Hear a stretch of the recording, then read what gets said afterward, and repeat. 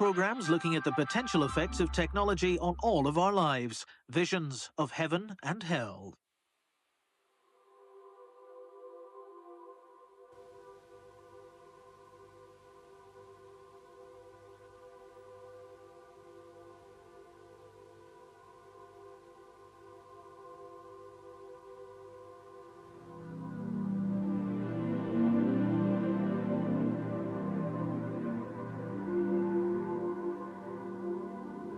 I suppose at the end of the millennium, people have millennial thoughts.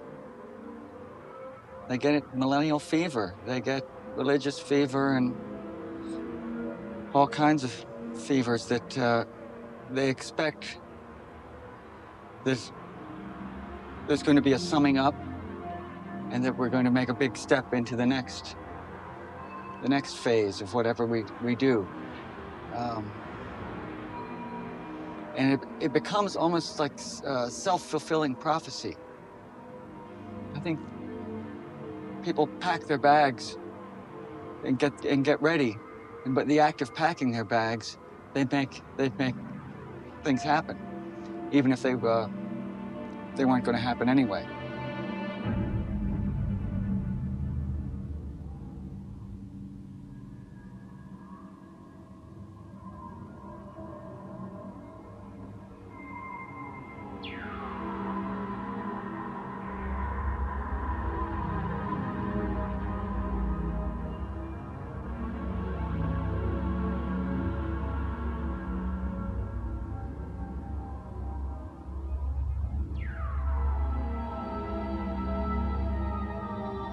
The circumstance of the world right now seems pretty discouraging. You know, the pollution, the economy, Rwanda, Bosnia. How do all these things happen exactly at the same moment? How come politicians seem to be lying so much and we're finding out so much about them and we're finding out so fast? How come the soul seems to be faltering a little bit? You know, it's like Tinkerbell, when she didn't get enough support, her light sort of went out, you know, got dimmer and dimmer and dimmer. We had to say, we believe in you, Tinkerbell. I think we're kind of in that phase, that stage right now, almost as a universe.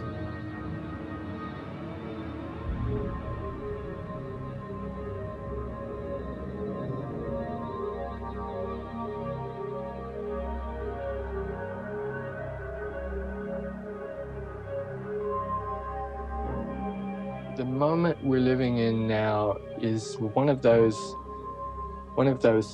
cusps that we've probably hit every long so often throughout human history. So I actually don't think that the anxiety we feel now is entirely millennium. I don't think it's about the turn of the century. I think it may be about the end of something longer. I really do think we may have come to the end of what you could call the modern program.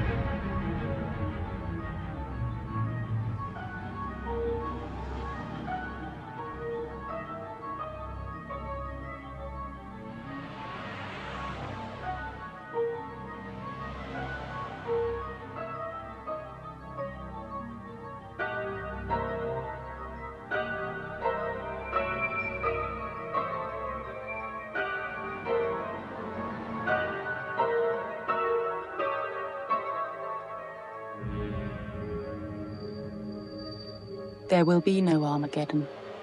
There will be no sudden ending. We will see our children grow, and theirs grow after them.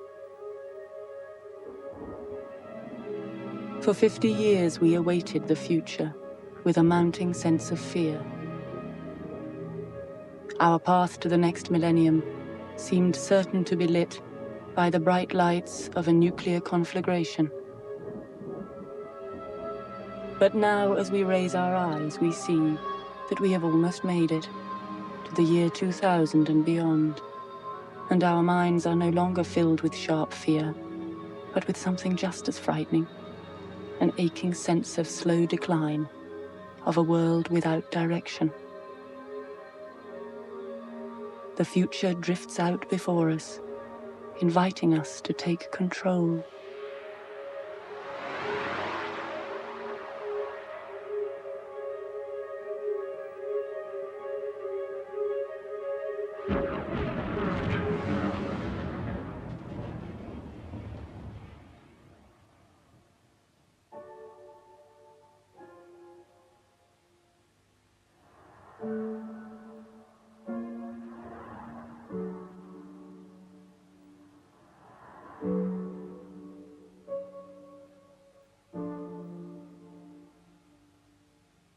Sometimes we feel we know too much about our planet, each war, each starving stranger, and we know that no idea, no dogma or belief can claim to hold an answer. Yet we yearn to find a vision, to hold on to something strong, to carry us ahead.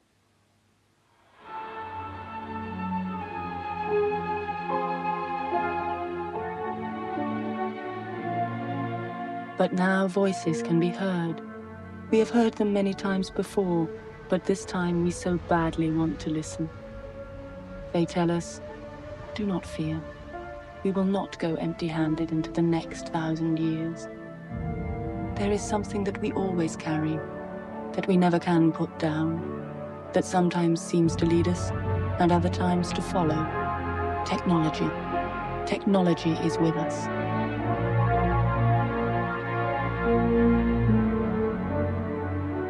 As we look towards the century's end and the world in disarray, we feel so empty-handed. When we want to find some answers, technology is calling, and it's offering us its promise to give us something new, to make the future shiny, to brighten the millennial gloom.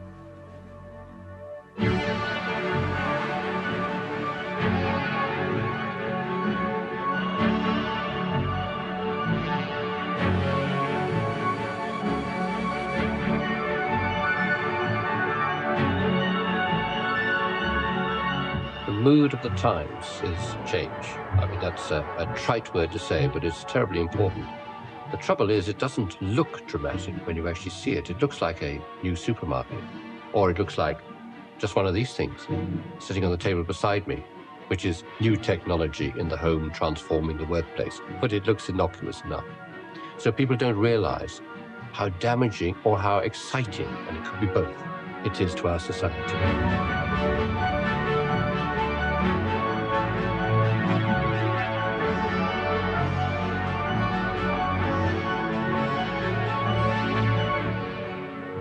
My father's generation had a working life of 100,000 hours. With the technology to hand, I can now do all of the work that he completed in a mere 10,000 hours. With the technology that's coming, my children will be able to do all the work that I can do in less than 1,000 hours. It means that our working life is going to be faster, more eventful, more creative. Also, it means that we will be able to do things that are entirely impossible today at home in terms of entertainment, in terms of experience. It's going to change the way in which we approach everything.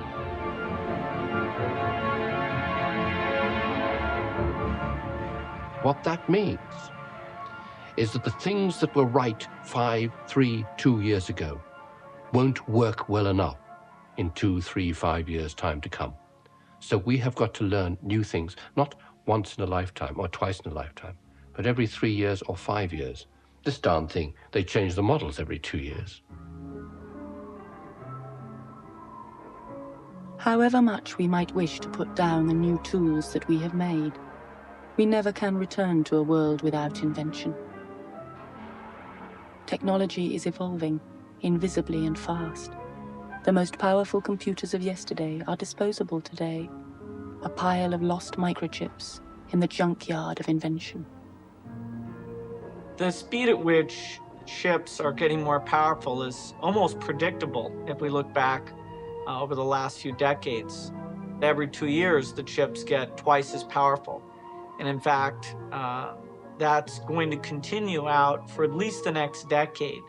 And so we can see the power of a supercomputer, the most expensive computer, being available for only hundreds of dollars to individual users. It's by having very intelligent computers for everyone and these high-speed communications networks that this revolution is enabled. But there's no doubt those advances will be coming. The chips will get faster and faster and faster and faster, and we'll have something that could be very dramatic. In the last 15 years, we've seen quite a revolution in the raw technology. Let me show you a cable here that is basically a 1930s design. It's able to transport 1,000 simultaneous telephone calls on copper pair. But just 30 years ago, here is a cable that could transport 10 times this number of talkers in one of these coaxial tubes. So not 1,000, but 10,000 in one of these tubes, and there are 18 of them. So instead of 1,000 telephone calls, 10,000 telephone calls times 18 tubes in about the same volume. Now, what is really quite remarkable is this optical fiber. Now, thousands of these can go on one of these optical fibers. That's as thick as a human hair. We have installed in the UK 3 million kilometers of optical fiber. It is made from only 90 tons of sand. There is enough communications capacity on there for every man, woman, and child on the planet to talk twice over at the same time.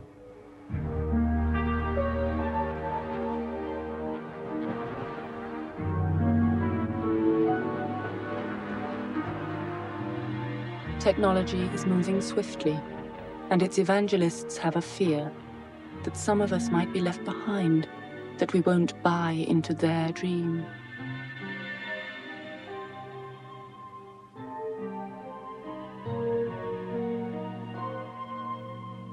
So they're selling us a vision of technology that's easy, that makes the world a simpler place and brings us all together.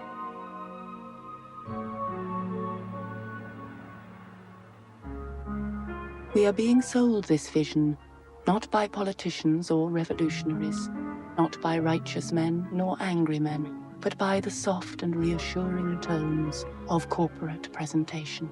I think that one of the issues we're facing in our industry is a growing number of people out there who are very concerned about technology and not being able to relate to it. Technology seems difficult, it's hard to use, it's intimidating, and they really is a serious concern.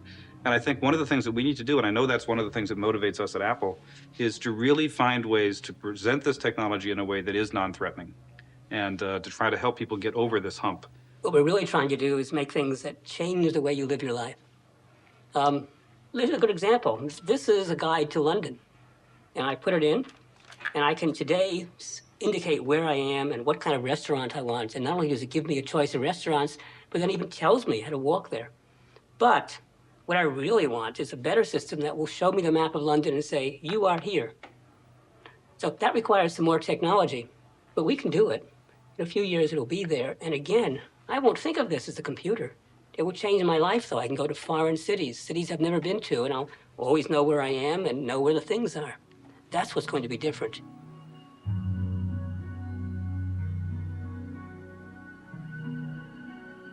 Those that offer to equip us for nothing less than a better life are gentle, kind, and likable. They're bringing us a gift. They hate to disappoint us. They're taking care of business. They dream of machines that are ubiquitous, that are always close at hand, that become the fabric of our lives and unite us with each other. The basic idea of ubiquitous computing is for computers to get out of the way so people can do what they want to do with their lives.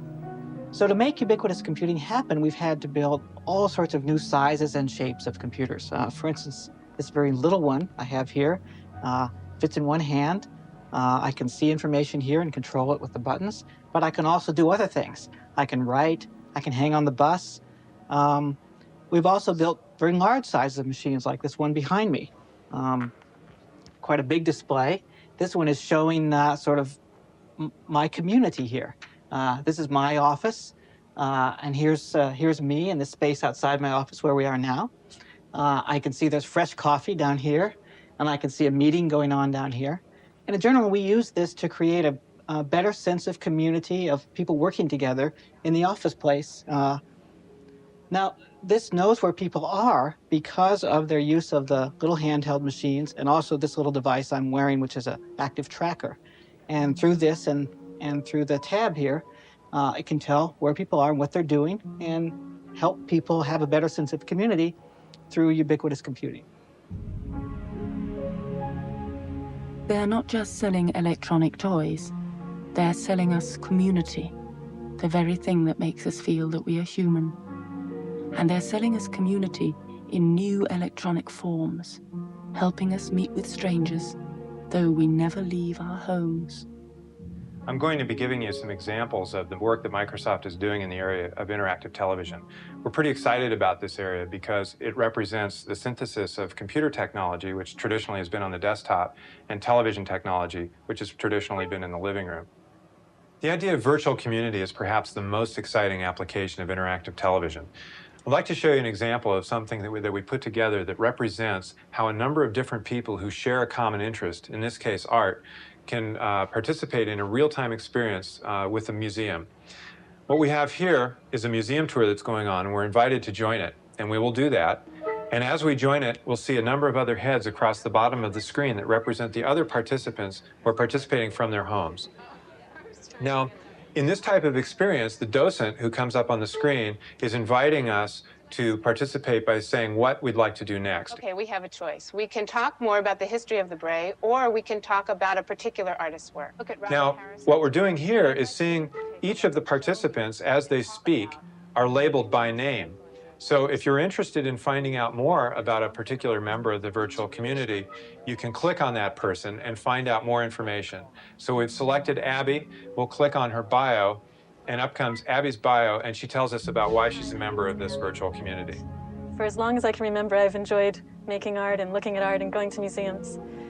When I was 11... It may seem as if we're changing what it means to be human beings by the rapid introduction of all this incredible technology. But I think what's actually happening is that we're just giving a much better opportunity to reach what's really important to us in life much more quickly. If you contrast our lives today to that of our grandparents, we have had so much more information exposed to us in our lifetimes, even midway through life, than they had by the time they died. And it's just an amazing thing when you think about it, the pace at which we are leading accelerated lives.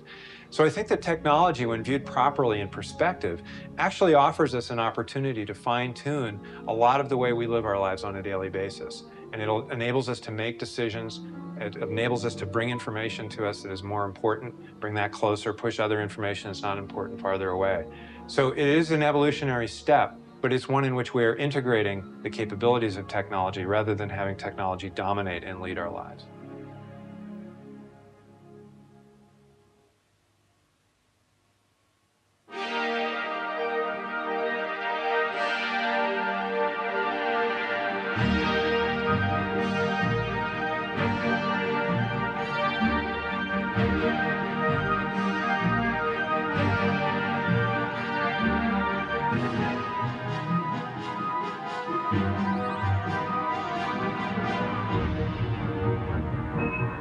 For decades, we regarded the machine more as an enemy than an ally.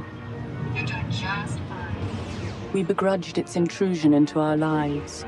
We thought it was fighting to take our place. But the technologists tell us it's different now. They say this is the moment.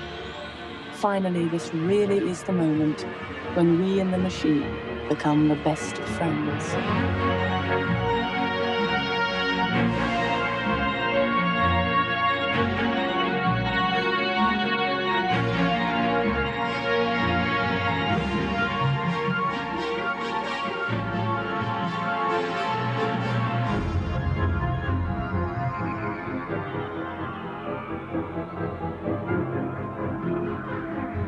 And though we may want to resist, to insist that this has nothing to do with us, A part of us also wants to believe, for technology is in our blood.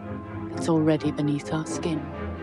Technology isn't just little bits and boxes that come from California and Japan. It's the sum total of our material civilization. All of that is technology. And to a very real extent, that's what we are. If you switch off the telephone network and you switch off the computers, we starve.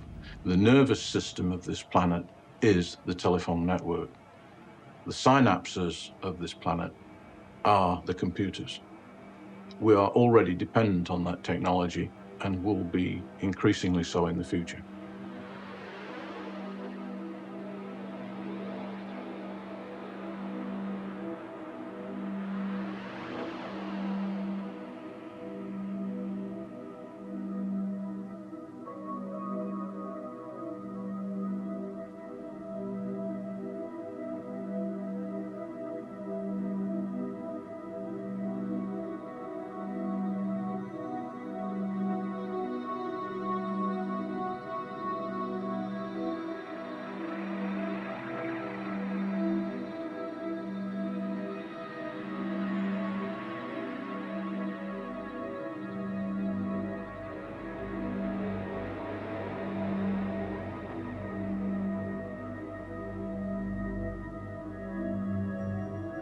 In many ways, this revolution may be so profound that it raises questions about what it even means to be human.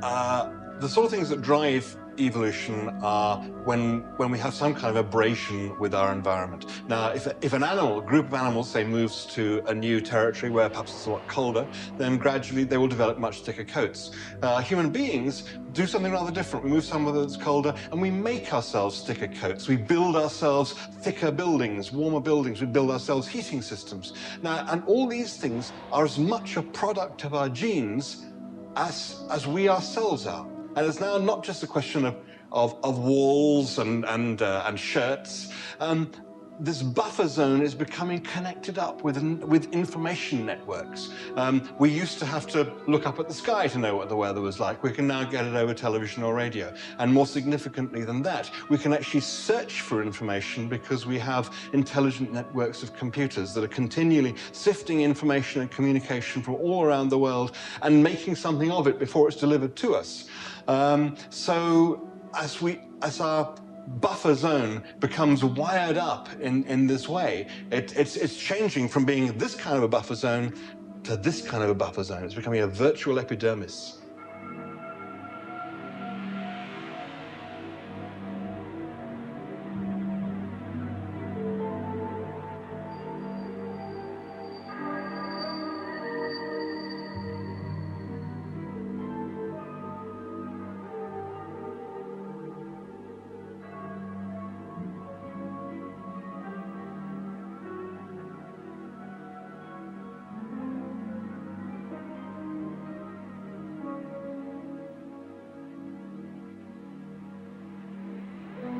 The computer sitting all alone on the far side of the desk never threatened to change us from the way we really were.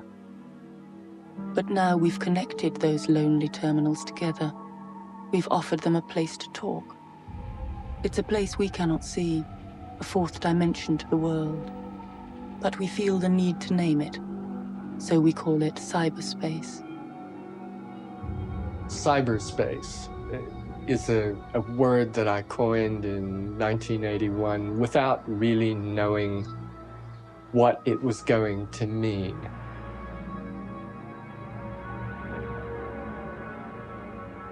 It seemed to me that when I saw people working with computers, or particularly kids playing video games, that they were relating to a notional space that was not within the machine, but somehow beyond the machine, beyond the screen. Not inside the box, but beyond the screen. And you can see that when people work with computers, I think, they're yearning to sort of reach through the interface, reach through the desktop and manipulate this material which exists somewhere else.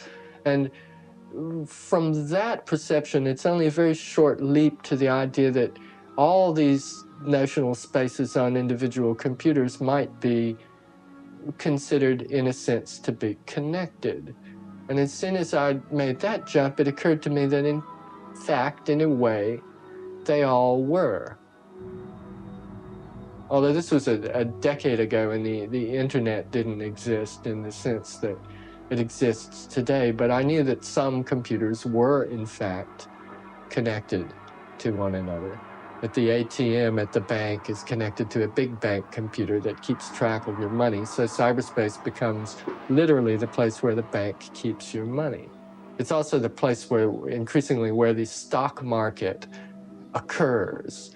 The market no longer really occurs on the floor of various exchanges. It occurs in this extra geographical, near instantaneous zone where we increasingly do so much of what we do that passes for civilization. It reminds me a little bit of a cartoon I once saw where there are these parking meters and they're all down the street, and one says to another, right, we're all ready, let's invade. So you've got all this stuff and now suddenly it's starting to get hooked up. What this is really about is not people getting more information, but people suddenly having the ability to send information as well. Me and my computer isn't really very exciting. Me and some other person through my computer is very exciting because the computer mediates the communications. But what's really happening is much more interaction among people. The internet is a system that connects all sorts of computers together. So let me show you what it's like. If I have a computer in my office and I want to talk to some computer down the hall, I don't need the internet. I just string a wire between them. Now I can chat, I can send files, I can send electronic mail back and forth. But there's not just computers down the hall, there's computers all over the world, different companies, different countries. They also have computers with wires between them, chatting back and forth. If I want to get from here to here, now I need some way to connect. Well, I can't run a wire to every different other computer in the world. That's where the internet comes in. It's the system in the middle that connects all these different computers together, lets them all talk to one another, lets me get from any computer in the world to any other computer in the world to get to its information, to read books, to send electronic mail, to send documents all around the world. Just when society began to seem like something from the past, the internet offers the allure of a web that reconnects us. But what we find so attractive is not just the technology. It's the chance to find the very thing we feel that we have lost: simple human contact.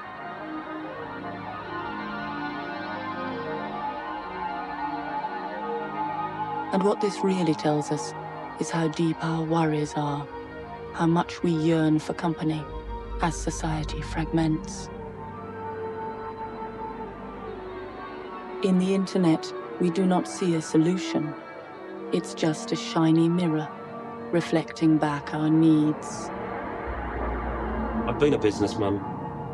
I was married, settled down, typical 80s kind of guy. And I was taken ill very suddenly. It completely changed my life. I ended up in hospital for the best part of a year. Came out of hospital, confined to a wheelchair, totally paralysed, couldn't do hardly anything for myself. In fact, I couldn't read or write at that time because it was a brain disease that I had. I started using a computer purely to try and get some coordination back. I played a golf game to get eye-hand coordination. I used a word processor with a spell checker that actually interrupted me every time I spelt a word wrong.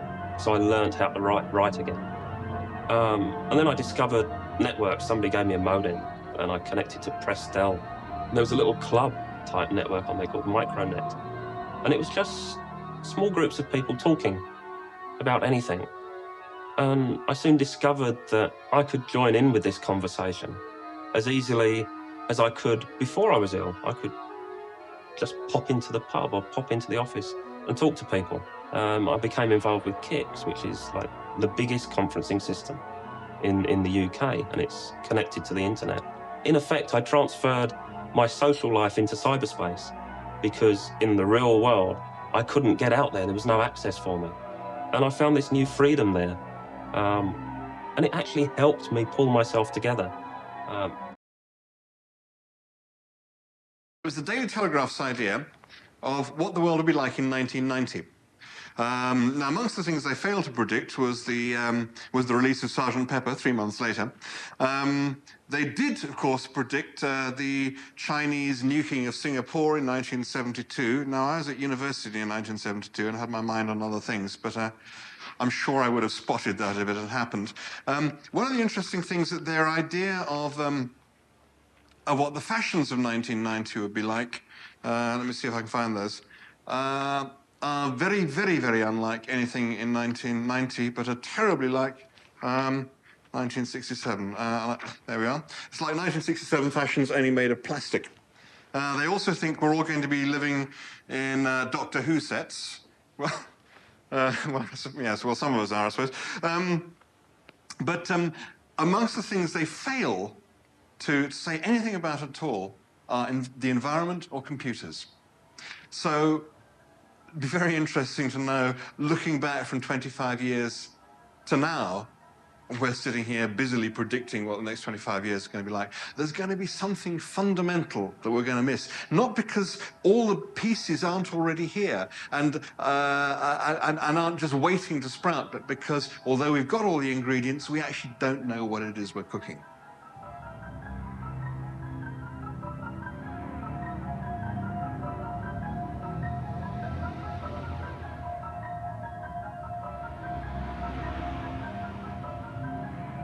There are webs of dependency that tie us all together. They bind us to each other in what we call society. It is the nature of technology to weave those webs anew. And all the while we think we understand these strange new shapes because we are the masters of technology, because we brought it into being. But then one day we find that we are hopelessly ensnared, that society has vanished and something formless has emerged.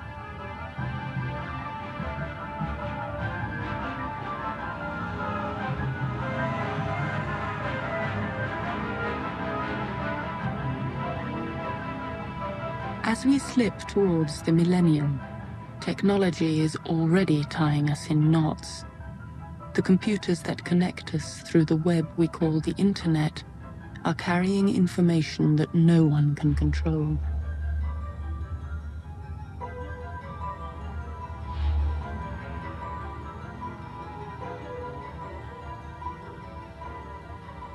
I think the internet is the most interesting thing that's happened to us yet out of this surge of computation we've seen since the Second World War.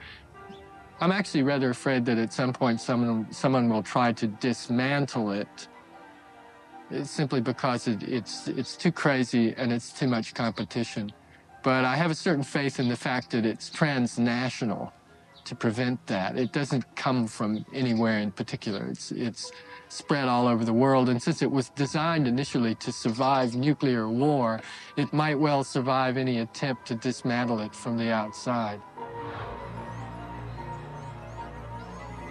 Information has one yearning, a yearning to be released. It will run amok amongst us, reproducing endlessly. It knows no loyalty. It has no moral code. It will serve any master, whoever will set it free.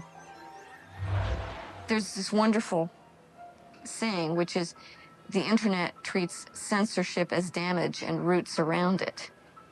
So whenever you put up a banner, it's just like water. It just finds another path. And you can do things, you can try and control it in your country, but those little things keep seeping across the borders. And whether it's information leaking in or information leaking out, it's going to leak.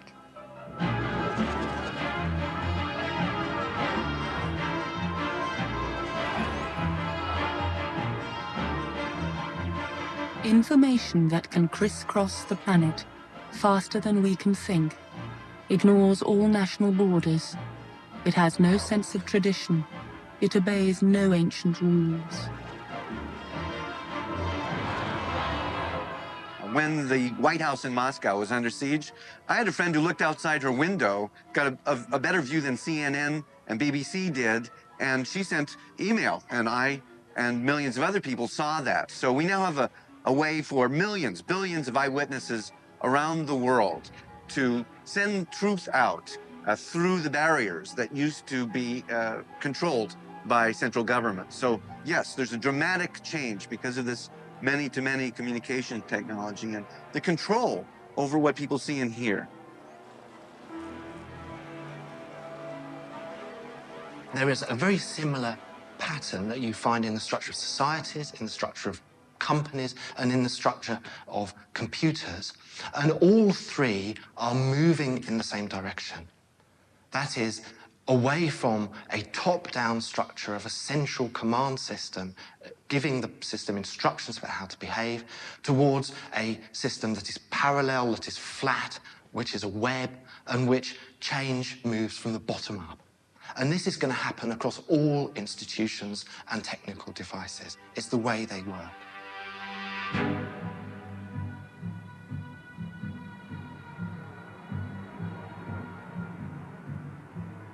Cyberspace seems like virgin territory, inviting pioneers, a place where we can carve ourselves out in new and different shapes. No one there can see our race, our face, our class, so it feels like liberation to escape the material world and to disport on the internet, where we are totally anonymous, yet open to view.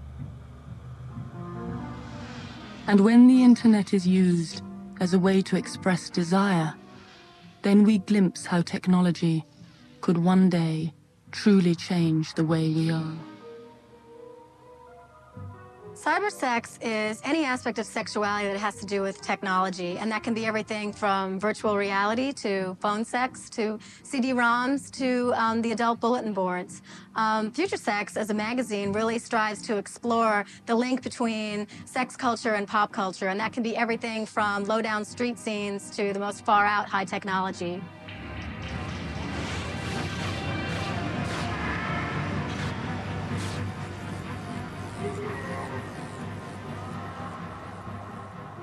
It gives you the opportunity to go into a cyberspace and change not just your physical appearance, but your sexual orientation or your gender. And that is such an incredible possibility for people. I don't see how it could be anything less than irresistible.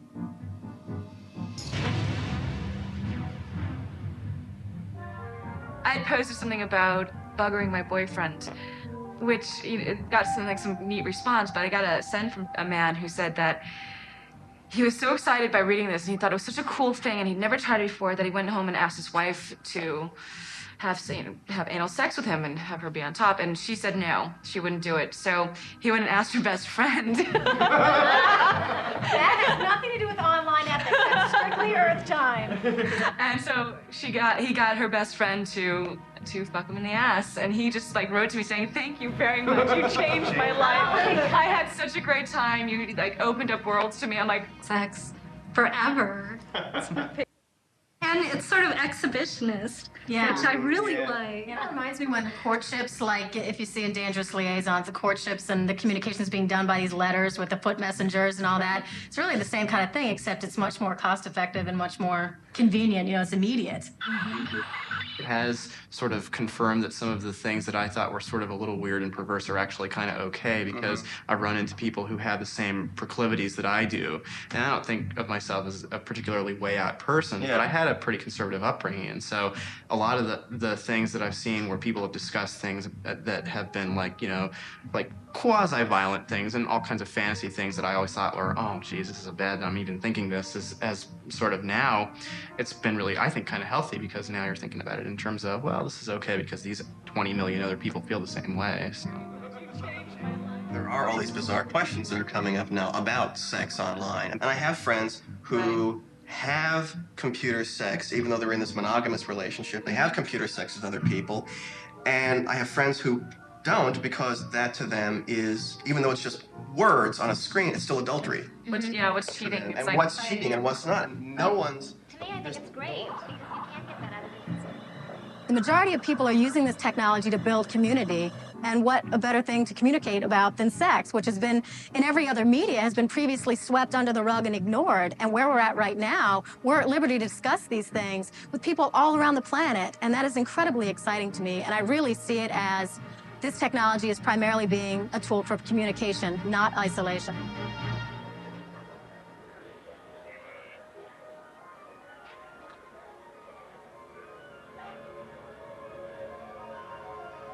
Throughout the Western world, there is a counterculture forming. Though politics may seem weary and all ideology ended, new technology seems sharp enough to prick the blandness of the future. Technology is not evil. Technology is completely neutral. That's my belief. It's the intent behind the people using it.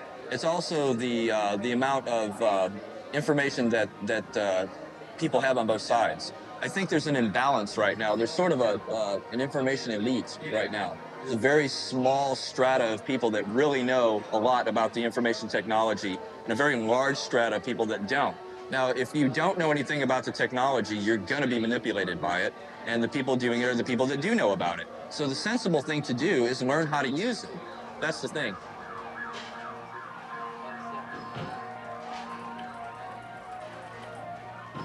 What you have to remember is anytime there's evolution in a species, it's always 2% of the population that curves first. So what you're looking at here is the 2% of the population that is going to become the new species, hopefully, which will be the new human beings that want to interact with information and create a symbiotic relationship with it, rather than have it come from a mono source and just be funneled at them, and all they do is receive it and take it as it is. And it kind of turns into a whole paradigm of a way of looking at life. It's like I can either interact with it and find out what it's about and dance with it, or I can have it grab me with hooks and it can make me dance for it.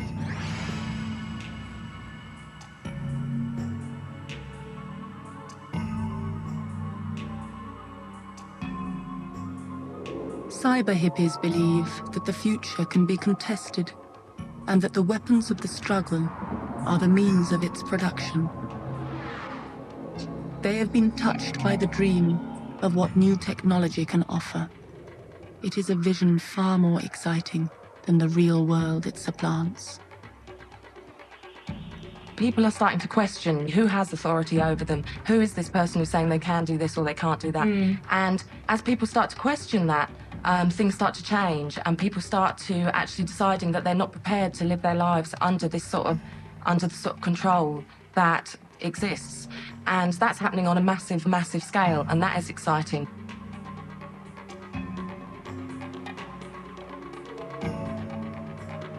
We're sort of filled with a kind of vision, you know, a future in which individuals are empowered by technology. And, you know, definition of human is changing really fast. And we're kind of entering this era where the type of animal that a human is changing. Many of the people who created personal computers did them not because they wanted to become billionaires, but because they wanted to take this power that a few people had, because they had access to big computers, and spread that power around to all kinds of people. They wanted to create this intellectual resource that would give ordinary people the kind of power that elites used to have. Now it's 35 years after the revolutions of the 60s. This is really not completely the same kind of political feeling, but I think in a lot of sense, the revolutionary fervor we see in the computer networks today really is rooted in that kind of 60s project. People like us in this country, we're not interested in being citizens of Great Britain or, you know, subjects of Her Majesty's government. We're interested in being people. Humans. And people on the net, you know, which is like a new kind of country. And a lot of country without boundaries. A lot of what we're doing is technology driven, and you know, technology is the force, and we want to use technology for what we see as, you know, the evolution of that's right, evolution of you know, our society. And if we don't take the tools and use it, it's going to be done for us. The first issue is we're not going to like access, it. you know, actually getting it. Yeah.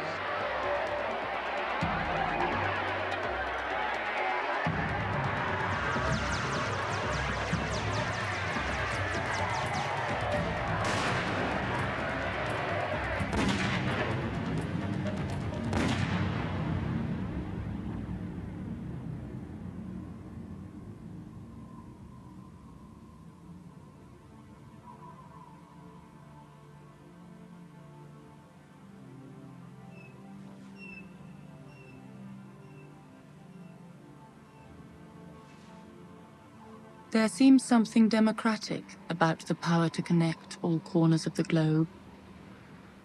An information revolution appears to promise the chance for all to speak.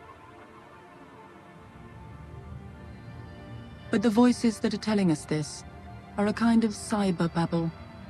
By talking in a virtual world, they're just talking to themselves.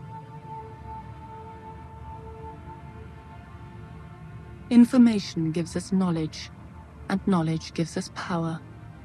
But power rarely falls like gentle rain, equally on all of those below. The power to ask new questions is not the power to have them answered.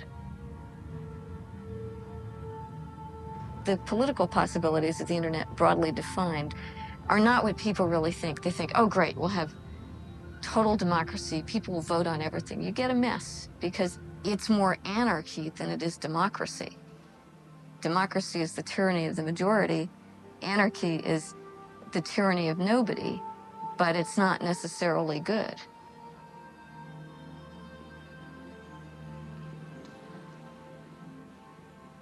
If it is true that technology gives new freedoms, they are the freedoms of the jungle.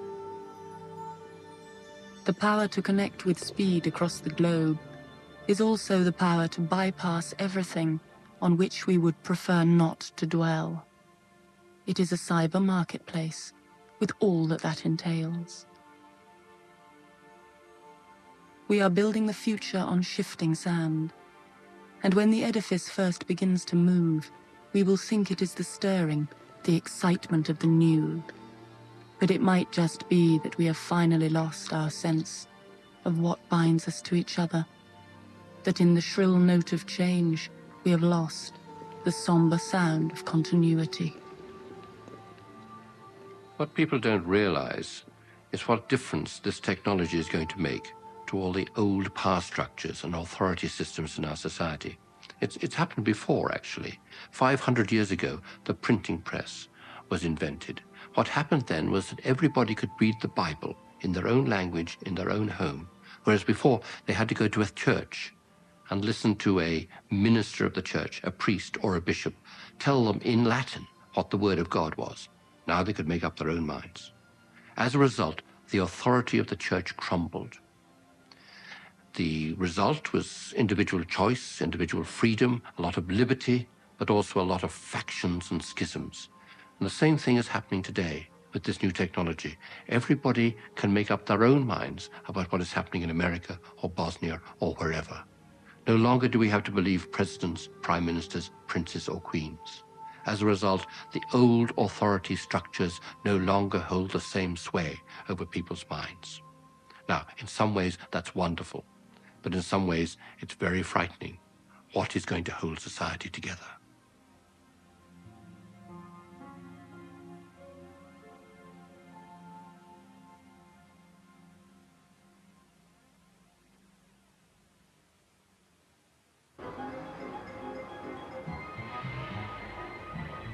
We do not need to build homes in space or fight for new ideals to awake one morning and find society made anew.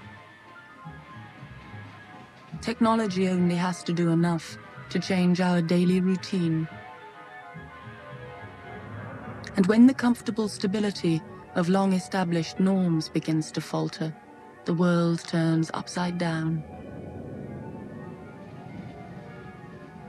The future is already in the marketplace, where it can flourish and destroy. And the market has a way of changing things without waiting to count the cost. All this change is driven by technology. But technology has all sorts of effects. I mean, of course it allows people to work in quite different ways. Of course it allows people to have much more information and much more choice. But it also means that everybody is competing with everybody else in the world. So that puts tremendous pressure on all sorts of organizations and on all sorts of governments. You can't get away with being dozy anymore. Now, that means that you've got to use the technology and all the information it gives wherever you are. And that means that nobody can escape. from all these kinds of changes that technology makes possible, but which economics make absolutely essential.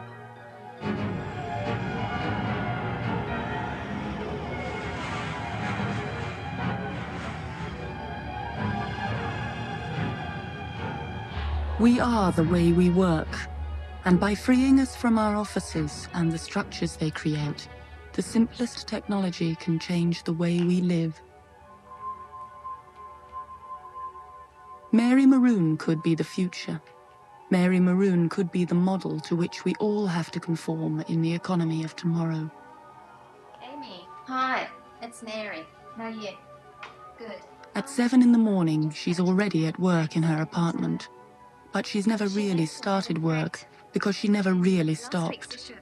In the global economy, day and night are interchangeable. Date on the whole information highway, the internet, and these online services. The advertising agency for which she works has no rules concerning time or place. With her computer and her telephone, she can work from anywhere. She said to tell you not to worry, she's going to buy the NFL, but she will buy in-game regular season only. I'm going to log on to Quickmail now and just check that note that Lorraine sent on Frank Langella. Pick me up at 10:10. Okay, bye.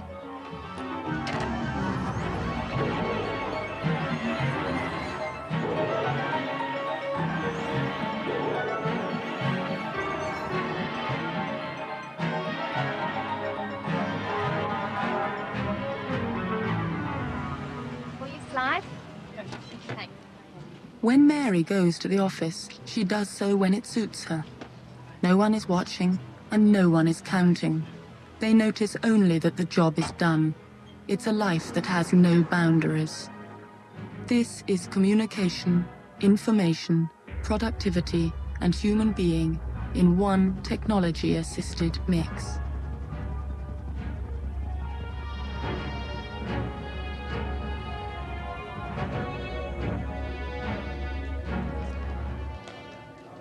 At Chiat Day, they have changed the place of work. They now talk not of offices, but spaces. If cyberspace is where computers talk, this is cyberspace made flesh. Here, no one has a desk or anything much to call their own. But each employee can always find a computer at which to sit and a mobile phone to hold. Then, as free agents, they roam in a place designed to give them the tools to make work easy, but never the objects to tie them down. They are always online and never off-duty, totally free to fly and totally free to fall.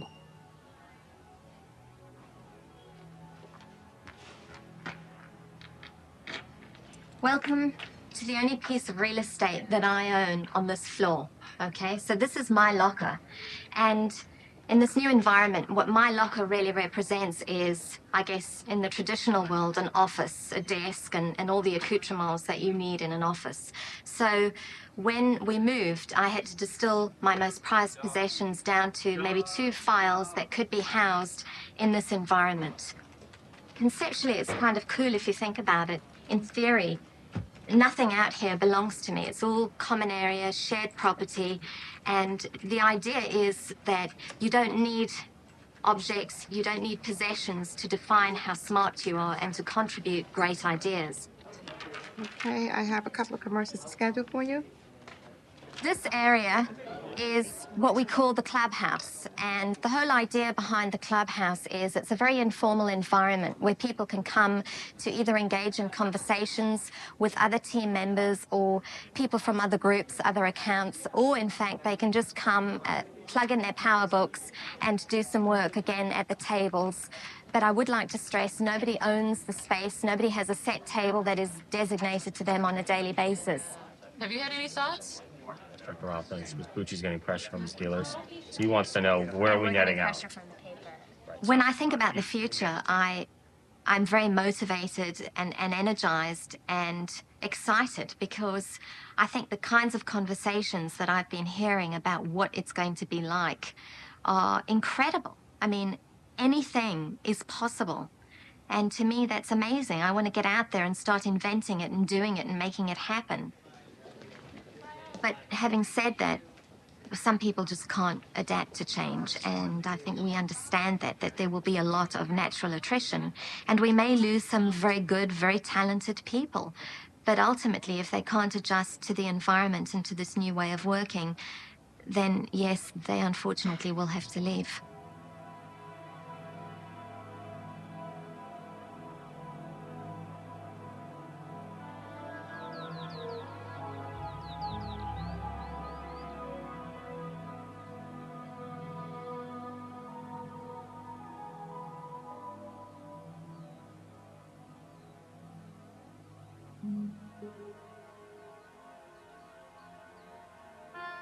My name's Peter Spalton, and I'm an independent marketing consultant. 6 years ago, I was marketing director for a computer company in Birmingham. We turned over £30 million, and in my division, I had 120 staff. We were taken over by a Finnish company, and the company decided to move to London. I'd actually moved up from London 5 years previously, and at that point decided to not return, and decided to work as a teleworker from home. The techno-evangelists insist that with distance the heart grows fonder. By being where we want to be, we'll be more in touch with life. They call it teleworking, the modern way to be. But the freedom to work from a place we love is no guarantee of happiness. To live a life bathed in material comfort still does not replace those old-fashioned things that once made us feel secure. As a company man, I had more stress. I was a puppet of someone else in many ways. Nowadays, I have the flexibility to working for myself when I want to work almost. I have quality of life, but I work harder, and I don't earn as much money. 4 years ago, I was very optimistic. I'd worked in the computer industry all my life. It seemed fairly easy to take the technology, transpose it to my home, and everything would work wonderfully. What I hadn't realized was that people are important. One of the things that happens from the new technology is the whole way we work changes. That's already happening. And some of that's very good news, and some of that's quite excitingly, well, frightening news, really. I mean, part of the good news is that ordinary people like me can go global. I mean, I sit here in a cottage in Norfolk writing books, but we actually sell in 52 countries and we produce in 15 countries, and it's just me and my wife doing it all, really. And the rest of it is what you might call outsourced, to use the jargon. Now, that's part of the bad news, because organizations are discovering that they actually don't need very many people at the core of their business. In fact, somebody said once that an organization now is just a box of contracts with lots of different people brought in for particular projects or particular tasks who don't really belong to the organization except for that job.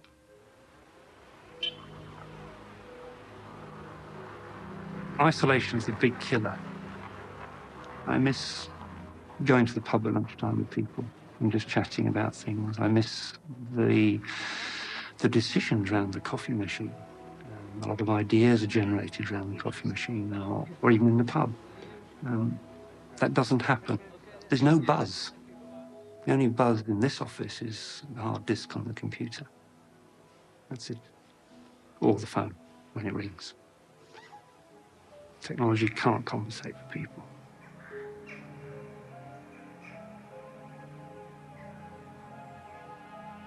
I think we've expected to join, most of us, large organizations, either in the public or private sector, and for them to be there, really, for us. These big organizations are in the eye of a hurricane which is whipping through, not just Britain, but actually throughout the industrialized West. And it's forcing these corporations to, in the jargon, shrink, downsize. They are contracting out parts of what they used to do to other firms or subcontractors.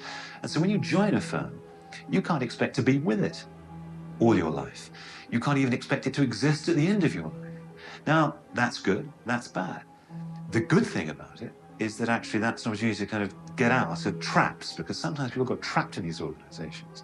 But the bad thing about it is that for most people, they actually needed that reassurance. Ordinary men and women actually, I think, needed the boundaries of settled organizations as kind of platforms from which to live the rest of their life, have mortgages to buy houses, parent, bring up children, construct friendships.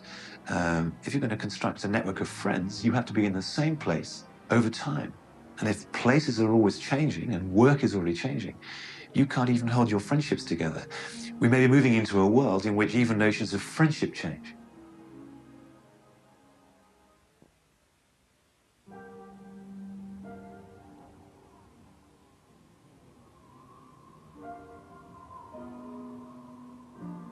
The apostles of the New World do not preach on the streets.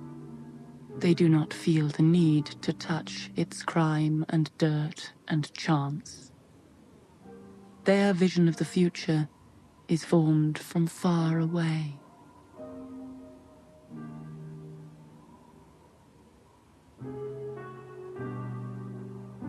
The wealthy and the fortunate have always lived above the rest. But now they have the means to be still more remote. With a computer and a telephone, and an income of which most can only dream, they can build a little paradise where technology sets them free. They can build a little paradise in the middle of America, in the mountains of Colorado, 9,000 feet above the sea, in a town like Telluride.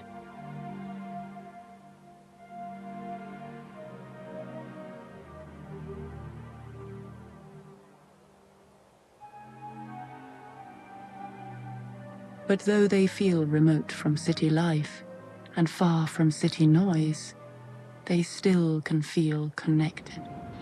Ladder Tango Echo is entering right now. 27 Tiger Ave, WJ Lincoln.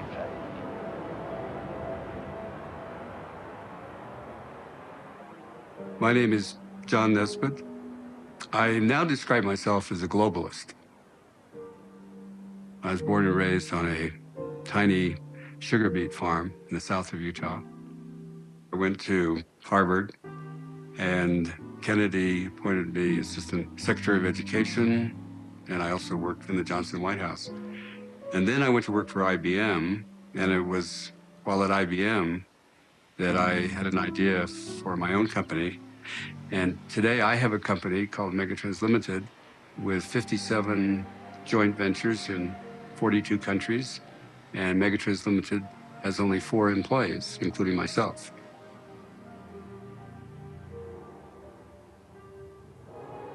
That led me to move from Washington, D.C., where I didn't even know who my neighbor was, to Telluride, Colorado, one of the most beautiful places on the planet, and where I know all of my neighbors. Indeed, most of the people who lived in the town. You can now pretty much do what you do anywhere you want to. So we've turned everything on its head, and we've been able to do that because of the advances in telecommunications mostly. This is the global paradox, where home can be somewhere small and cozy, though the workplace is the world. When the future can look like this, it is easy to be entranced. But in Telluride, those cozy homes cost $1 million and more. It is the nature of every paradise that only the few gain entry. The global paradox is that the new technology is simultaneously creating this huge global economy and at the same time making the parts smaller and smaller and more powerful right down to the individual. As the world becomes larger and larger in the sense that we're all becoming one economy, the focal point is increasingly, and the basic unit is increasingly the individual.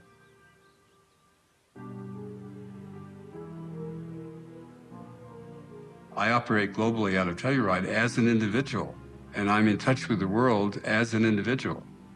So the individual is becoming more important as the state, for example, is becoming less and less important, and our economic connectiveness is really the glue now that's beginning to hold us all together.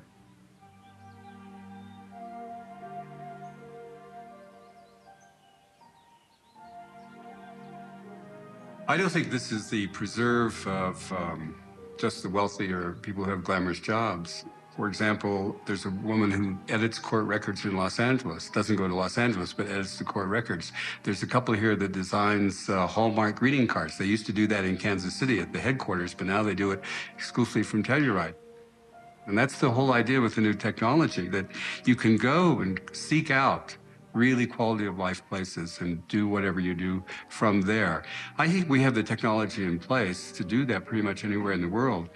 And indeed, the technology is not going to change very much. It's going to become more and more sophisticated. There's going to be an enhancement of the technologies, a blending of the technologies, and it'll all be more and more elegant. But basically, we have in place what we need to operate from remote and hopefully beautiful areas.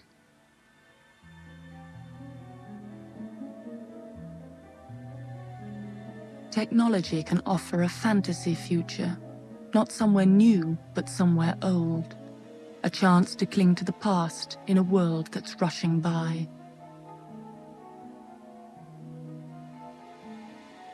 The computer has come to Telluride to make the future in the past. A town of 1,500 souls, it has a network of its very own.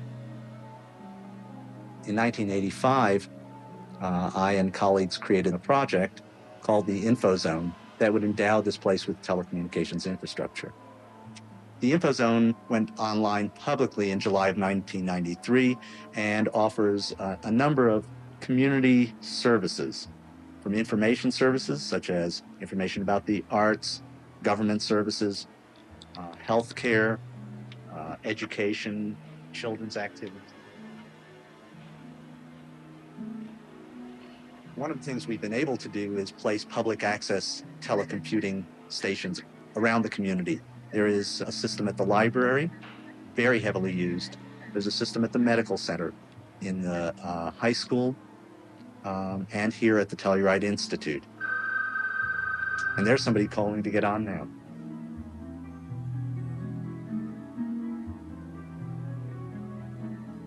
I feel excited about the world my grandchildren will live in. And it's really lazy. It's lazy to be pessimistic. For my adult life, I lived under the threat of nuclear annihilation. And I have 5 children and 8 grandchildren. And, I thought about that a lot. That's been removed. The end of the Cold War, the fall of communism, the spread of democracy, the globalization of our economies, the modernization of Asia, all of the new revolution in telecommunications. How can one not see that the world's changed and the opportunities are unprecedented? I think that the opportunities for individuals, for institutions, for companies, for families is greater today. The opportunities are greater today than they've ever been in any of our lifetimes. And the global paradox tells us that the opportunities for each of us as individuals today are greater than they've ever been in human history.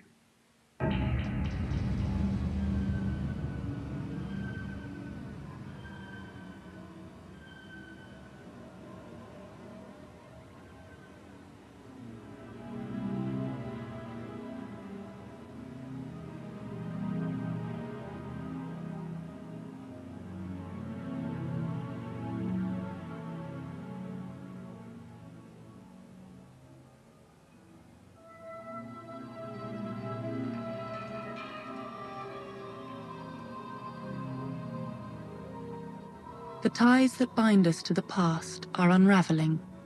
We are free. Freed from the monotony of a job for life, and freed from security. Freed from certainty.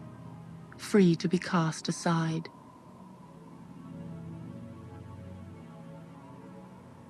In a world where we have to look after ourselves, no one is looking after us. When we stand and face the future, we turn back and see millions of other people all alone. A host of tiny free agents in a huge global economy.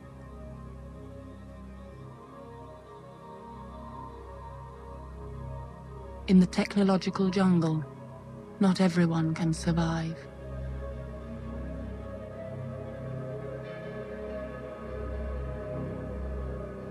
There's parties booked in.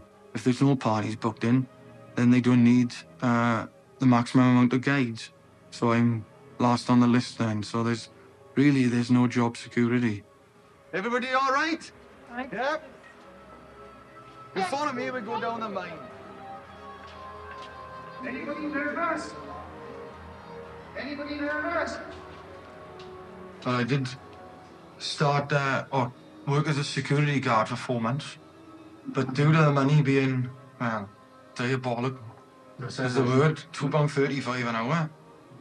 Terrible. Slave labour. My wife also works here at the park. But we're on the same money, which is, you know, what can I say? It's, if we had a mortgage then, we wouldn't be able to survive. That's quite simple. That's the bit, the bottom line. We wouldn't be able to survive. What is prophesied about the decline of the industry and the decline of the social part of the valleys is happening, you know, depressing as it is. That's a fact. Okay, people are saying, right, it's nice, it's a better environment, and it is. But you can't eat fir trees and things like that. The great working class communities of the first half of the 20th century, in which literally tens of thousands of men supported through blue-collar work, wives and 2 or 3 children, and lived in the same place and supported the same football team and actually had all kinds of shared symbols and means of communicating one with another are shrinking.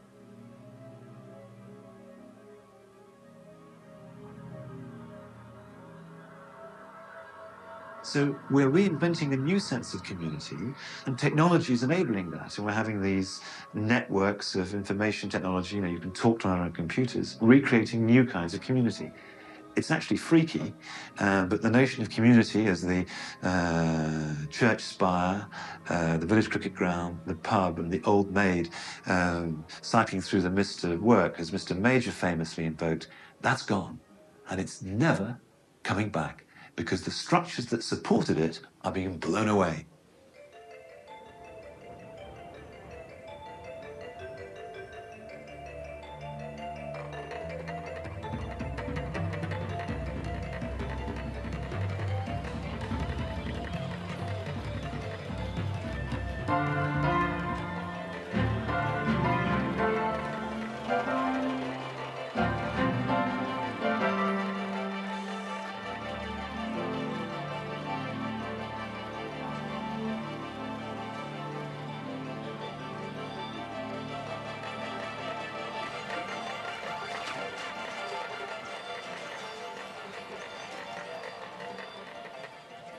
The promise that technology brings is rarely filled with glamour. It more often spells low-paid work, making products for amusing others. Technology is made up from components, and it really doesn't care if those components are made of plastic or if they're human beings. The pit's closed, my husband came out to work, and although he found a job pretty quick, he was on a very, very low wage. So I had to come out to work full time. 39 hours is, you take home £115. At the moment, there's plenty of overtime you earn. It's only been the last few months.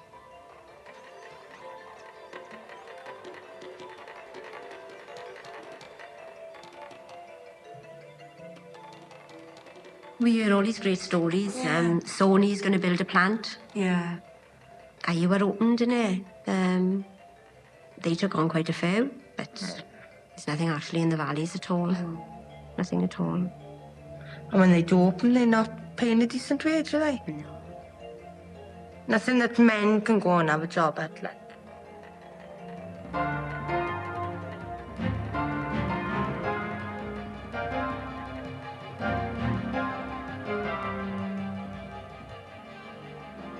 If we appeared to be opposed to progress, we'd look like a bunch of old bloody dinosaurs. There were a group of people many years ago, long before we ever thought of, called Luddites. They called them Luddites because they went out to destroy machines. They said, right, we're going to destroy these machines because they're going to put us out of work. And the same question's being asked now. Machines have got to work. Honestly, I believe machines have got to work for people instead of profit. There's huge companies now bringing in new machines. And what happens? A couple of days after that, they announce further cutbacks on the shop floor. So all your technology should be to benefit mankind. Why should we have to fear anything coming in that's going to benefit mankind? But if they, when they put in profits before people, God, that's the big problem. Somebody once said, I think it was John Naisbitt in America, that high tech needs high touch to make it human and livable with. And we've got to find more ways, it seems to me, of providing high touch to the people who are going to be pushed out of the work community because of this technology, which makes life very exciting for some, but very frightening for the people who are, well, out of touch.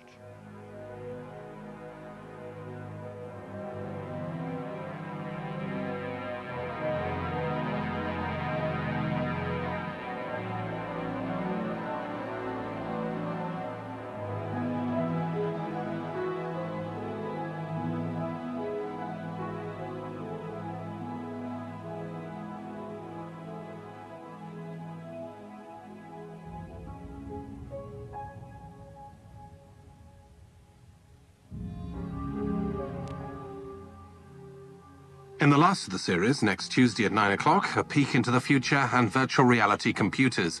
And if you'd like a copy of the booklet that accompanies the series, please send a cheque or postal order for £1.50 payable to Channel 4 to the usual address.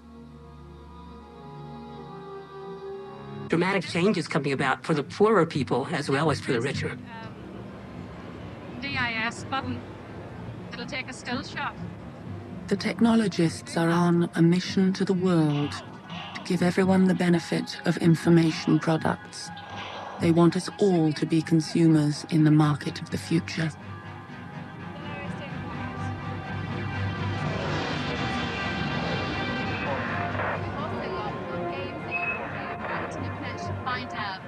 The objective needs for a new technology are that technologies have a tendency to justify each other. So for instance, you have a very fancy computer, and then because you have that, somebody designs software for it that lets you make very fancy documents, but then because of that, you need a nice fancy home printer that can print the documents, then you need the fancy network that can connect to other people to print the documents. But the ultimate question is, when all of this technology is available, are people really doing anything different? And the answer is, they're doing something that might be more fun, more beautiful, but the world is still turning in the same way. There's not a fundamental difference, such as a disease that's been cured or a population that's nourished that was not before, something of that kind. A digital tidal wave is sweeping across the world. It will soon have left its debris on every foreign shore. And the technologists may then feel their mission is complete, that information is universal, easy to use and cheap. They will say we now have access to their new kind of world. But though we may be taking part, they will set the rules. I mean, I get as excited as everybody else about the visions of the future that are conjured up, that we'll all be united in this sort of global village, which will all work on behalf of, greater good. But I think we can look at the past and see what other technology has done for us. I mean, when video first started, it was going to, free us from huge media conglomerations because we were going to make our own films. It was going to be a two-way process. I mean, I don't know if people remember all this, but it was going to revolutionize our lives. And we ended up with Jeremy Beadle. We ended up with a machine that just fits into the domestic setup and doesn't really disrupt very much.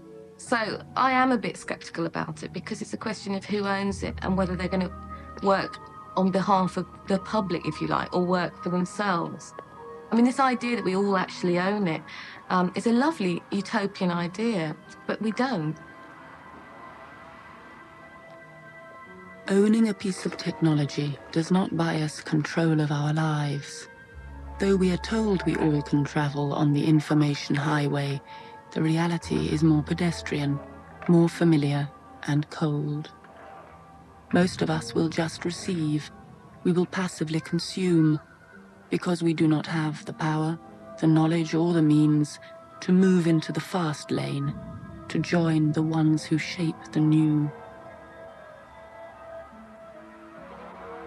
When the riots were on in Los Angeles a couple of years ago, I was struck by an image of looters running out of a Radio Shack with Walkman and boomboxes and whatnot. The Radio Shack was completely trashed. It was next door to a Macintosh dealership. The windows were unbroken, and you could see the power books in the windows. And I thought, that's kind of worrying. These people don't know what that product is, or why they would want one. So I think the split between the people who have this information technology and those who don't is very worrying if it falls along the traditional lines of have and have not.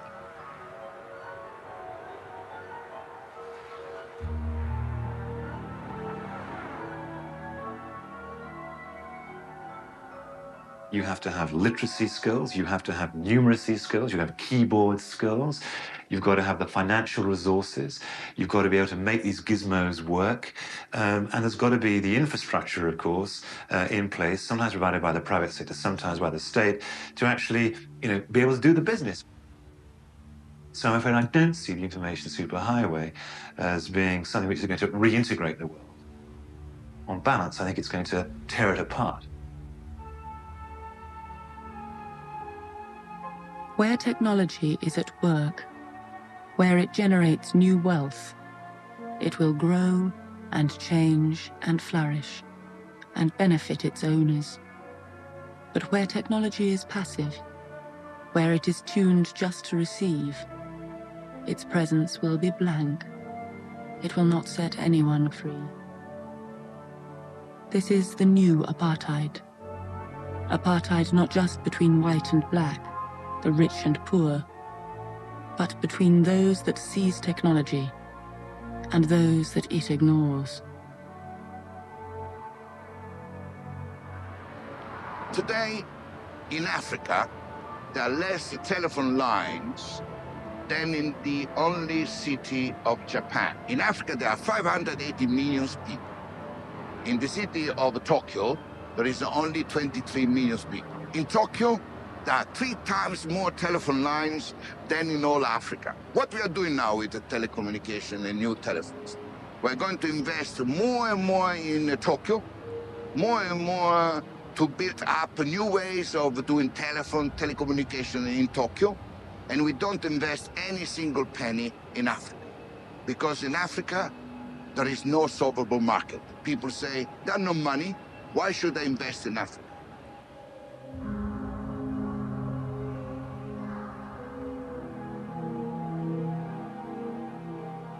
Because technology is creating more and more poverty, while creating more goods, more services, the major consequence will be at the global level, the emergence of a cleavage between the world of the integrated, those regions, countries, social groups, who are integrating them between themselves the more and more, and these armies of excluded people in Africa, in Asia, in Latin America, in Europe, in North America, and including in Japan.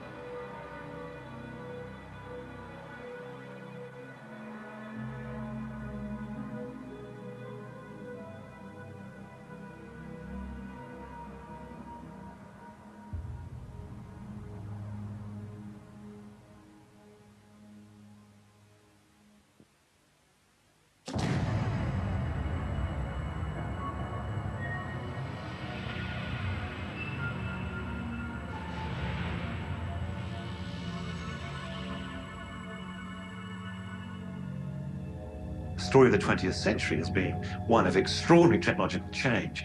And what's happening at the moment is you've got the technological change superimposed upon a massive deregulation of the labor market, the world of work, and actually the world of finance.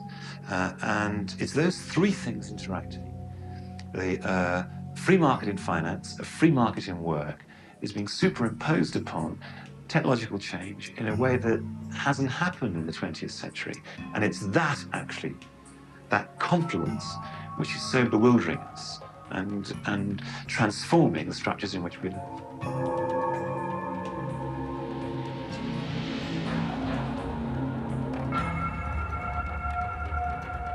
The market of money, which means market of capital, market of money, where people can go and buy and take money, is now instantly managed through information communication technology. Today, while we are talking together, there are $1,200 billion which can be moved across the world instantly, just in a tenth of a second. This fact gives to the financial people an enormous power, far stronger than the power of the national authorities, of the nation states. London is making alliances with Hamburg. Lyon is making alliances with Barcelona. Los Angeles is making alliances with Osaka. And they don't pass any longer through the national government. This is the emergence of a new power localized in the cities. The world may soon no longer be a group of nation-states, of countries with large and rambling edges. It may instead become a host of information centers, of little city-states that are powerful and determined. These city-states would deal in information, the one resource that requires no space and generates itself. They would be built for those who find comfort in technology's cold embrace. A small band of modern citizens living at arm's length from the poor.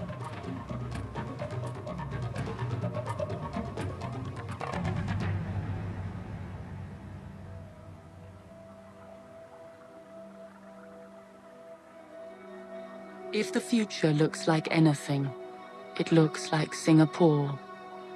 This is the technological city-state, the 21st century fortress town.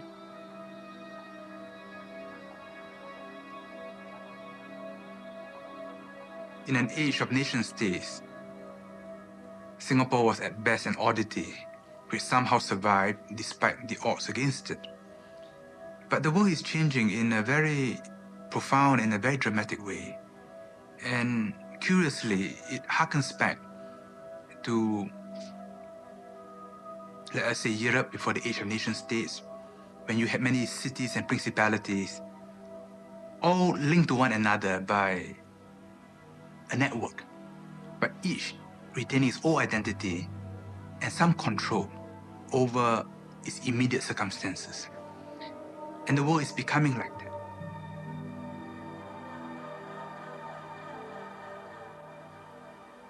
Singapore calls itself the intelligent island, more committed to the future than any other country. Less than 3 million people taking on the world. I think technology has been very much at the heart of Singapore's entire strategy for survival as well as development. And we may not be the most technologically advanced country in terms of having nuclear technology or being able to send the man to the moon and so on, but we emphasize technology because it is virtually the only resource we have. And because Singapore is a city-state, we have an opportunity to make this a microcosm for what other cities in the world could become in the future. There are no homeless, there are no poor, there are no unemployed. The information highway flows right through, and everyone has a role.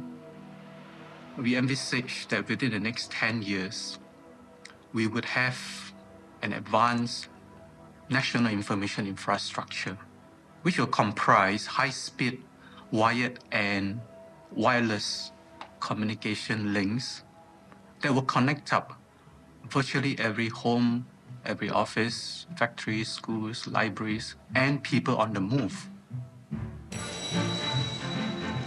Attention please.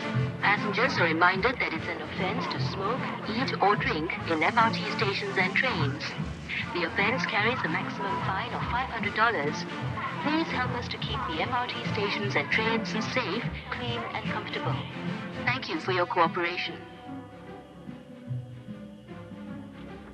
This is the city as machine, and everything within it, from the people to the hardware, only has one function: to make the engine purr, to keep it racing forward.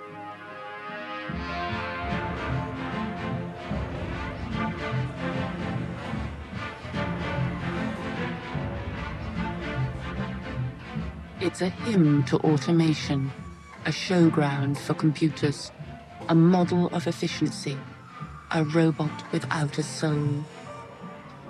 Singapore is using technology to organize the way people live in a modern city-state. One example is the area licensing scheme that we have in Singapore. The fact that people are going to be constrained from entering into congested areas, and it's not to be assumed that motorists have free rights to go wherever they want to, that there will be a social cost to this. We're now experimenting with electronic road pricing, which I think will come about very quickly. So it's not just technology, it's the whole idea that when you live in such close quarters to each other, there's got to be constraints on human behavior, and it's not just a simple issue of individual rights. In the societies of the future, in the cities of the future, I do not think it is possible that you can have absolute freedom. But I think we have to accept, in a city of, say, 20 million people, if you want that city to work as an effective machine, which is really what we're talking about, every machine has to operate with guidelines, or a computer has to have a program. I think we're going to have to accept in the future that people will have to be programmed a bit more if society is to be successful.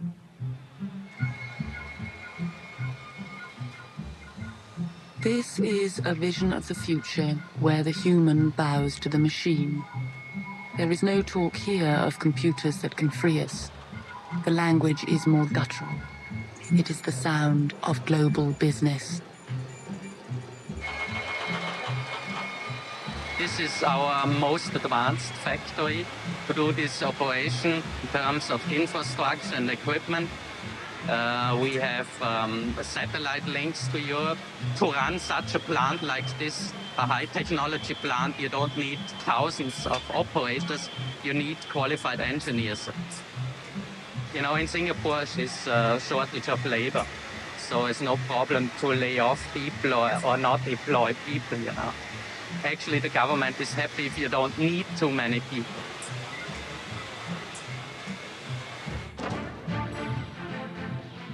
In a country where there is too much work, there is a need for foreign labor. So every day, there's a steady flow, carefully controlled, of migrants brought to do menial tasks and then, ungraciously, sent home. Well, the greatest advantage in being a city-state is that we're able to maintain some control over the movement of peoples. If you go to most countries in the third world, cities are ballooning in a very nasty and unpleasant way. The urban drift is unstoppable, which means you cannot solve problems of crime, of drug addiction, traffic jams, prostitution, and so on. So, by historical accident, we are a city region with a fence around it. Of course, the gates are open, but we control what goes through the gates.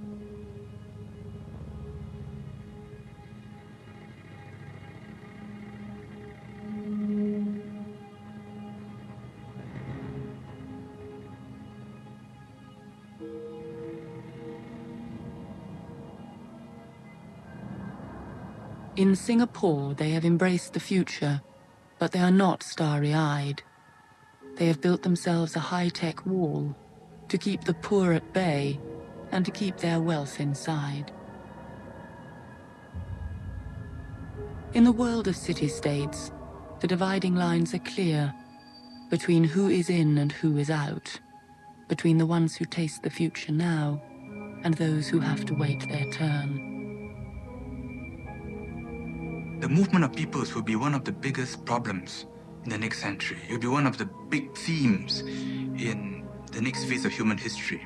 This new technology, this globalization we're talking about, means greater difficulty in controlling infections and contaminations from outside. So increasingly, the defenses have to be within. Defenses in depth and defenses in the very organs of the city itself.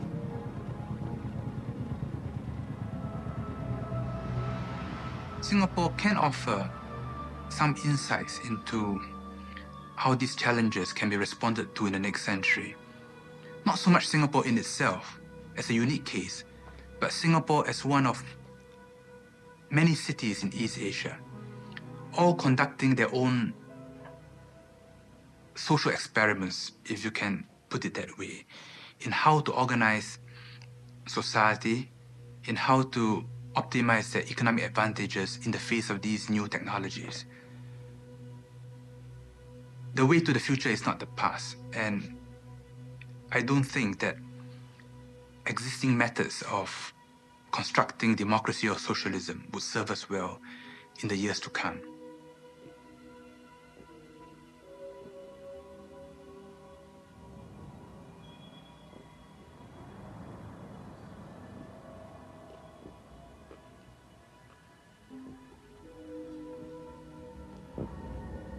Singapore struck me as a culture in which, as William Burroughs once said about the United States in the 50s, everyone has the policeman inside. There isn't a big police presence on the street in Singapore, but the populace behaves itself. It is a future. It's one of those futures that sort of fall into earth a bit sooner than everyone else's. It's like Disneyland with death penalties. And I hope that isn't the future we're headed toward. I don't think the future is about control from the top. I think what we have to worry about is control from within.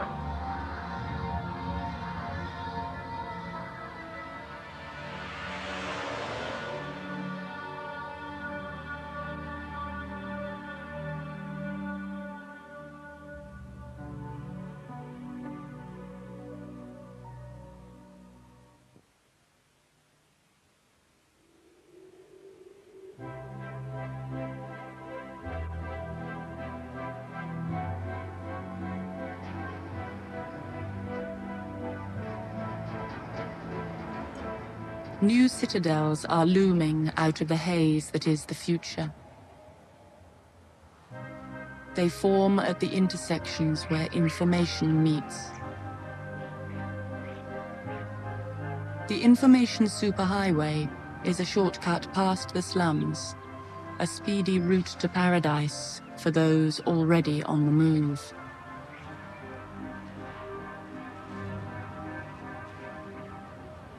Globalization is not everywhere. The globalization is a business today primarily of cities. Globalization does not take care of Africa, does not take care of the peasants in Latin America, does not take care of Uzbeks in Uzbekistan. Globalization takes care, for instance, of the small minority in Sao Paulo, who is as rich as the small minority of city in London. Then globalization takes care also in Sao Paulo, but not of the rest.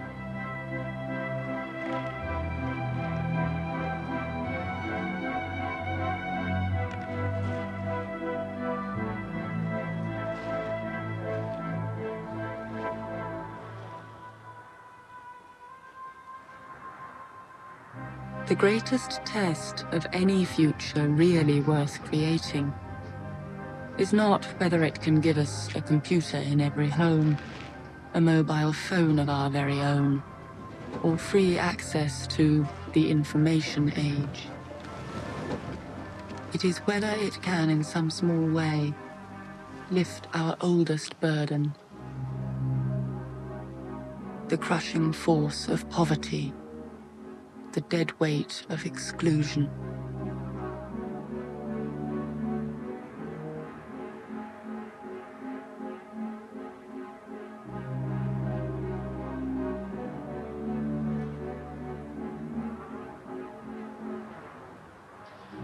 Well, we are going to see the emergence at global level of a kind of archipelago. Archipelagos, the most powerful cities. And this archipelago of the best developed rich cities will be surrounded by an ocean of poverty, an ocean of excluded people. The problem is technology going to be used to reverse the tendency? Is technology to eliminate, reduce the archipelago and make a kind of a community at world level? This is a big question for the future.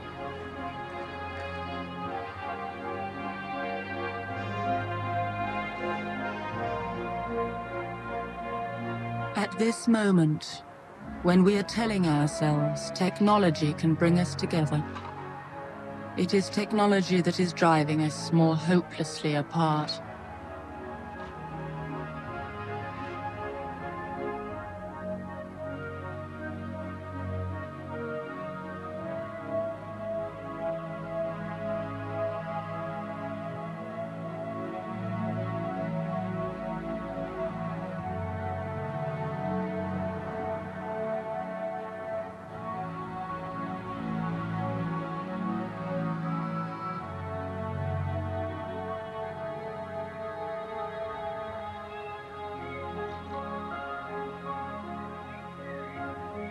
So this is a world made for a very fortunate few. The people who are called these days the symbolic analysts, who can work with numbers and ideas and things, and who live in a little leafy, isolated suburb surrounded by high, spiked gates and guards, who sit there with their little computers and their telephones and deal with ideas and information all over the world. And they don't venture downtown, and they don't use the public transport, and when they do travel, it's in the front parts of international airplanes. And they'll have a nice life, a busy life, but a rich life. And then there'll be the rest who don't have access to this technology, who don't know how to use it, who don't know how to make products out of it, who don't know how to find customers. And they live downtown, and they'll use public transport. And they'll have a tough time. And this is the underclass. And unless we can raise them to be symbolic analysts, and that's a tough job, we're going to have a very divided society, with the rich feeling very rich but not prepared to pay taxes to help the very poor because they don't meet the very poor. They live in two different worlds.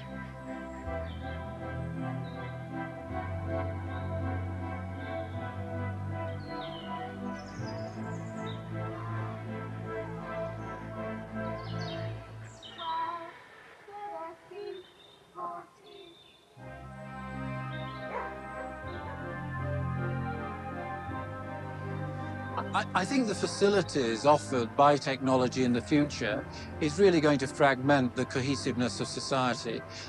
People won't have to communicate on a face-to-face. They won't have to shake hands. They won't actually have to work together, travel together, be together. Technology will allow them to conduct their business at arm's length. Technology will also allow them, with physical security, to live in an environment which is uncluttered by the outside world, by violence, by crime, by pollution perhaps, and therefore they can live within a cocoon. This is Kensington Green. I'm the estate manager, and this is a new luxury development in Kensington. The idea at Kensington Green is that security is of the most importance. All the boundary areas are covered by 24-hour surveillance cameras. Each house on the development is fitted with a burglar alarm. These alarms are radio controlled. Situated in the car park are a number of sensors, infrared and microwave, which activate a number of cameras. We've got video entry system. It works on the same principle. When somebody rings the doorbell, they get a picture and also can speak to the visitor. When a resident arrives outside the apartment blocks, they use a swipe card, and they each have their own 4-pin access code number. When the swipe card is put into the reader, back at the security lodge, information is relayed back to the computer. And that basically tells them who the resident is, what day it is, what time it is, and indeed of what apartment block they're at. No, that seems to be probably the children playing about in the garages we get from time to time. Well, security is the #1 reason why people have decided to live on this development, and it's extremely important. But what we try and do is not make that an overpowering presence. Basically, at the end of the day, residents should feel this is their home, where they have chose to live, but there is a very secure environment.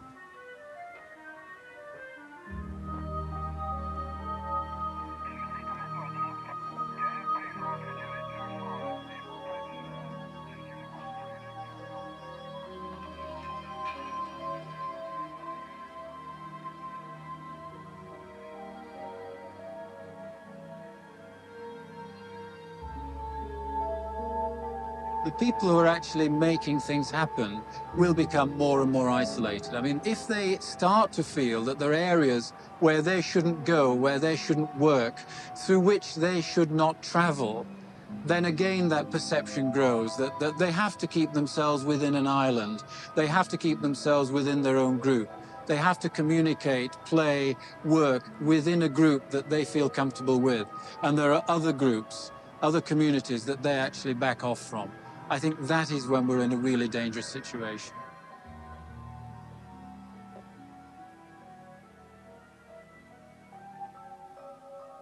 We have come to this.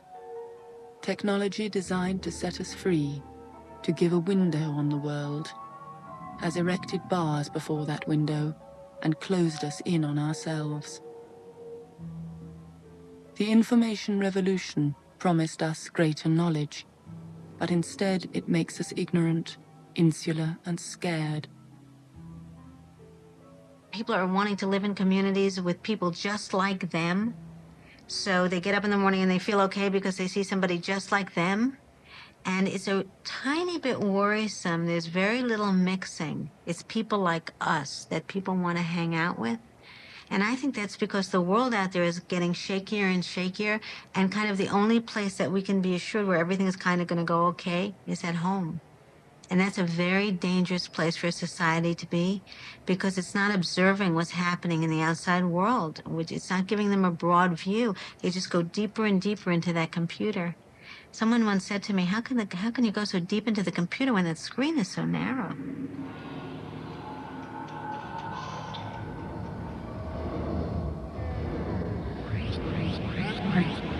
In a crowded and confusing world, we use machines to give us distance, to build a fence around ourselves.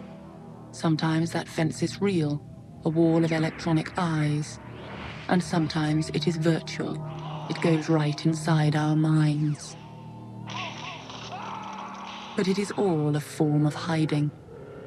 Computers reach their final goal when they totally disconnect us and remove us from what is real.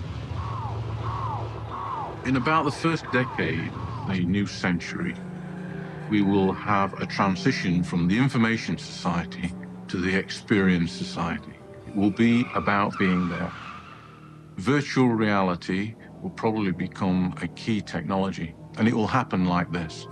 Instead of buying a television set, a camcorder, a computer, and a telephone, you will buy a terminal, and that terminal will integrate all of those capabilities together. And key to that will be a VR ability. Then you will be able to enter the computer-generated world. We will be able to have new experiences, be places we've never been before. When I think about technology, like, affecting us personally, I think about my friends that sit home and play Nintendo and turn that on and their brains go off. And I think about people that, you know, that are like obsessed with virtual reality and like spend all their money going to Action Park to, like, you know, do a flight simulator, you know, Air Force ride or whatever, and that kind of stuff. We don't need that, you know. We need to read. We need to, like, you know, to develop children's imaginations, you know, from their own head, not from CD-ROM, you know, not from how good the graphics are, but it's about, you know, your mind. And like, I think that, you know, it's dangerous. It's a fine line, because as much as education can advance, it's like it also makes us very, very programmed, you know. My brother is so warped out. I mean, he sits there and he plays Mortal Kombat all day. I mean, he goes outside and stuff. And when he goes outside, he gets into trouble. But when he comes home, I rarely see him pick up a book. I mean, he used to read, but now he just likes to play, you know, ooh, Star Trek Next Generation, and he just sits there all day. And how can I help him? How can I take him away from this when all he wants to do is just play this stuff, you know? It's like an addiction.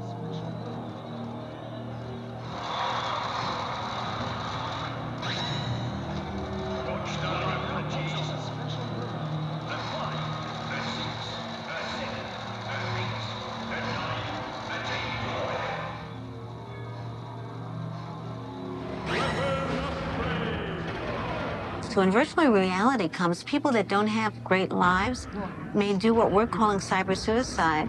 Cyber suicide is where you go in and you decide not to come back. Because in there is a much nicer place than out here. And out here becomes worse and worse the more that people aren't involved with real life, and cyber life becomes so pleasant. After all, it's man/woman made. And it can be anything we want it to be. And you don't get rejected in cyber world.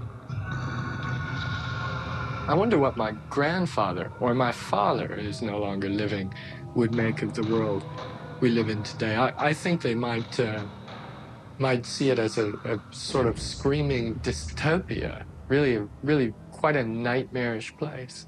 And people often say, well, look at television. What will virtual reality do to us? And I say, well, we don't know what television's done to us. It's very difficult to imagine a world without it.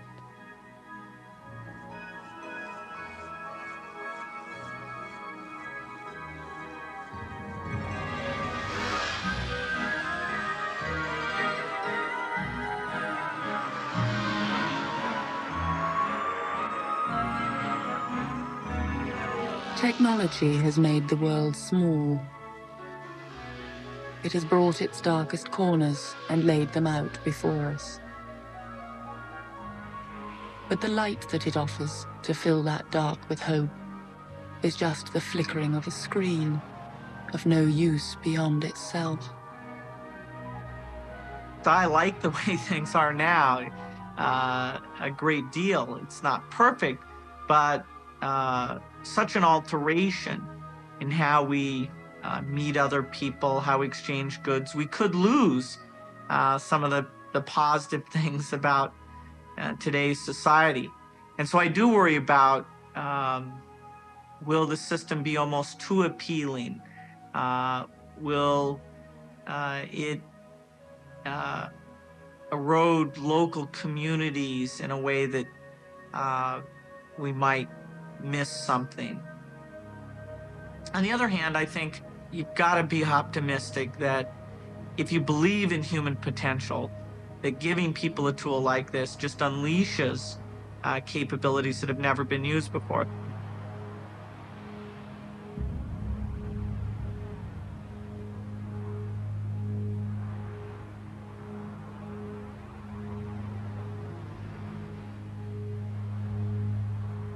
I'm hopeful, or I'm stupid.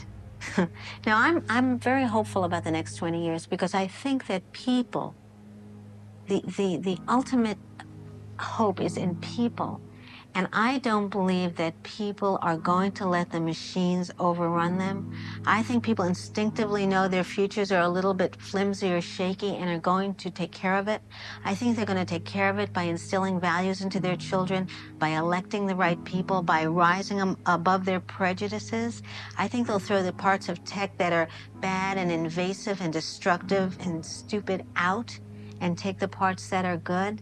I still believe that it's our instinctive desire to save our own race and do the best thing.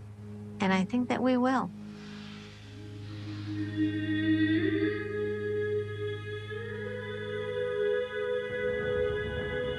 Technology does not give us what we know we really need. It does not make us feel more human or give us understanding. It does not ask us to stop and pause when we see those we know are struggling.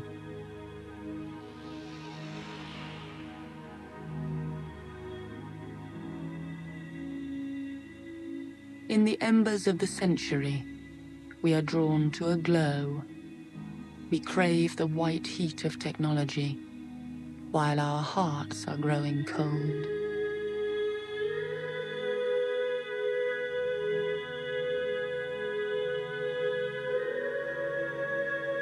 I think it could be a disaster scenario as this new technology comes to its fruition, with fewer people getting richer and more people getting poorer.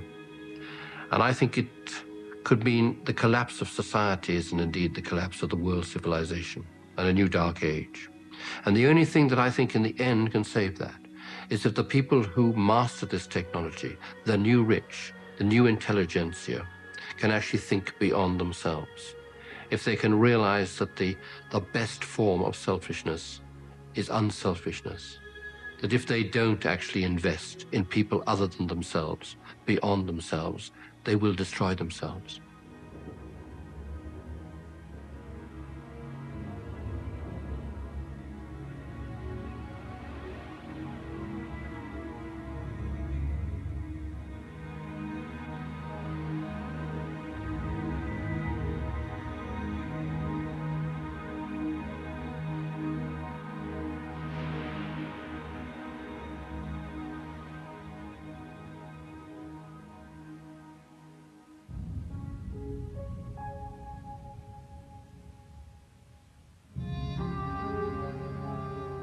That was the last in this series, but for the accompanying booklet, send a cheque or postal order for £1.50, payable to Channel 4,